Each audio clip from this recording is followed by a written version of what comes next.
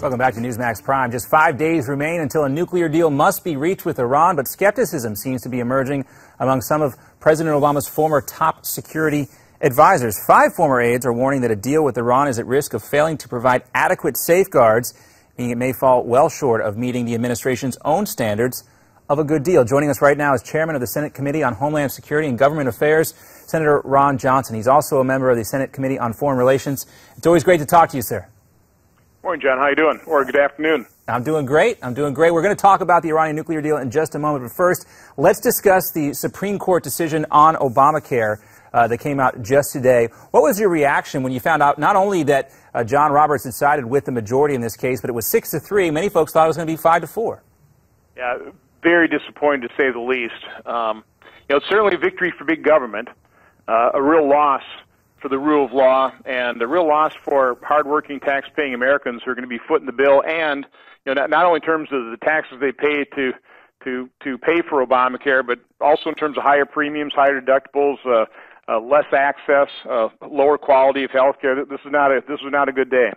No, we're also seeing new reports coming out just today about difficulty finding access to doctors as well. But let's talk about Iran a little bit more. Will that letter that we mentioned before, will that add some pressure to John Kerry and the negotiators attempting to conclude this deal? I am so concerned about President Obama's desire to strike a deal with the Ayatollahs. I mean, I have no idea why he's putting that level of faith and trust in them.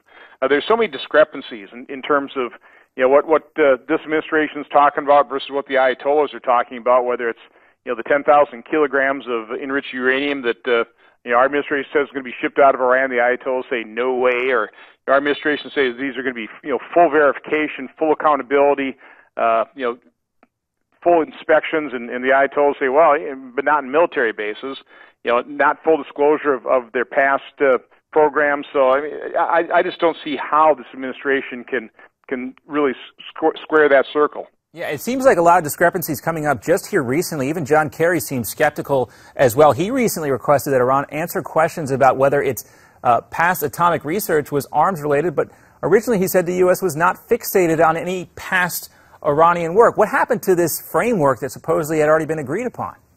Well, again, this administration is just so dedicated to doing a deal, even a really bad deal. Again, that's why I think every American ought to be concerned.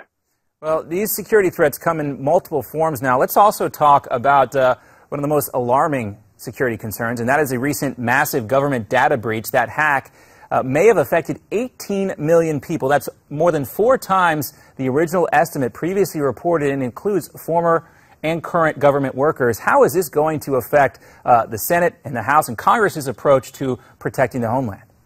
Well, first and foremost, I hope it affects the administration in terms of their level of seriousness to actually start addressing cybersecurity.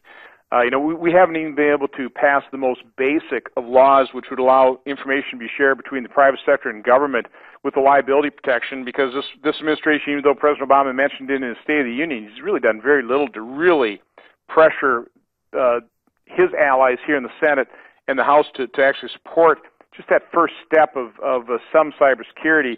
And of course, what we've seen in the Office of Personnel Management, Director Archuleta, I did not vote for her confirmation. I don't think she was qualified for the position. I certainly don't think she's qualified for addressing this very serious breach, which it appears by all news reports, and now I guess James Clapper also said this was initiated by China, and probably for getting the information, the treasure trove of information on government employees that can be used to blackmail them to threaten America's national security. So this is an incredibly serious breach, and this administration just isn't taking cybersecurity as seriously as it should. Yeah, blackmail some, perhaps even turn some, and actually get them to offer up some state secrets. And we saw John Kerry yesterday talking with Chinese officials trying to outline some rules of the road. Does that just give us an idea of how weak our position is and that we can't really talk tough to China? Well, let's face it, bad actors around the world are perceiving the weakness, the lack of resolve, the lack of strength that this administration is really conveying to the rest of the world. And so, the world requires, I think, for peace and security, requires American leadership. I think America's been a phenomenal force for good in the world.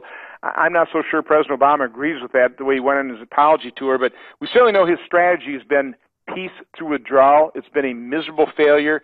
That withdrawal has created vacuums and voids, and actors like China are trying to take advantage of that as best they can, which is why they're pushing aggressively into the South China Sea,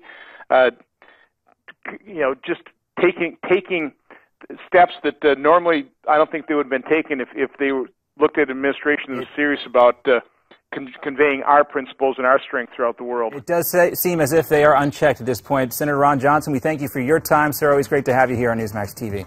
Have a great day. All right, so what do you think? What do you think it's actually going to take for the United States to get tough with China? Weigh in right now. You can go to any of our social media outlets. Check them out online. We'd like to hear from you.